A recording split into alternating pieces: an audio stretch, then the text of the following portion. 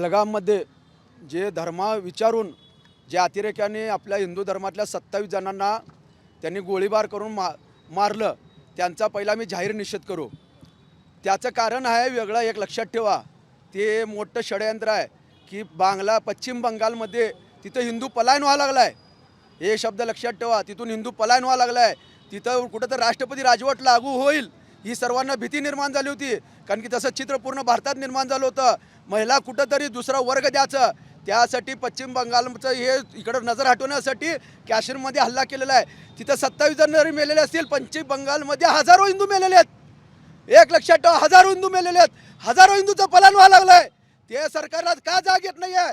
तिथं त्यांचं लक्ष त्यांनी काढून इकडं काश्मीरकडे, कारण की काश्मीरमध्ये काय झालं तर सगळं जग लक्ष देत आहे।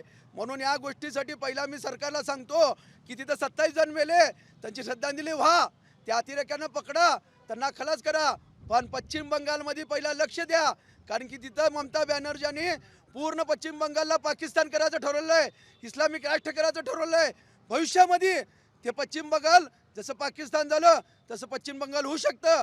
त्यासाठी मी त्यांना सांगतो की पहिला पश्चिम बंगालकडे लक्ष द्या, आणि ज्या इस्लामिक आतंकवाद्यांनी हे केलंय, मी त्यांना एकच सांगतो, ते पुस्तक कुठं आहे काय, डॉक्टर बाबासाहेब आंबेडकरांनी एकच सांगितलं होतं, जसं संविधान लिहिलं तसं बाबासाहेबांनी तोटा पाकिस्तान लिहिलेलं आहे।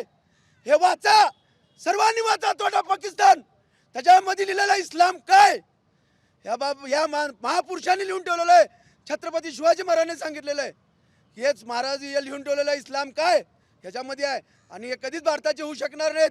मी थोडेच चढवजोर सांगतो आणि त्यांचा जाहीर निषेध करतो। पूर्वीपासून त्यांची वृत्ती सोडलेली नाही। त्यांनी 1947ला सांगितले होते की रो के पाकिस्तान लिहिले, अबे हम हंस के हिंदुस्तान लेंगे, त्याचा मकसद आहे 2047 पर्यंत हिंदू राष्ट्र करायचा आहे। पण आमच्या छत्रपती शिवाजी महाराजांचं रक्त आहे, मावळे जिवंत आहेत, आम्ही त्यांना कधी बी त्यांचं इस्लामिक राष्ट्र होऊ देणार नाही, राहणार तर हिंदू राष्ट्रच होणार, हे लक्षात ठेवा। जय श्रीराम, जय श्रीराम।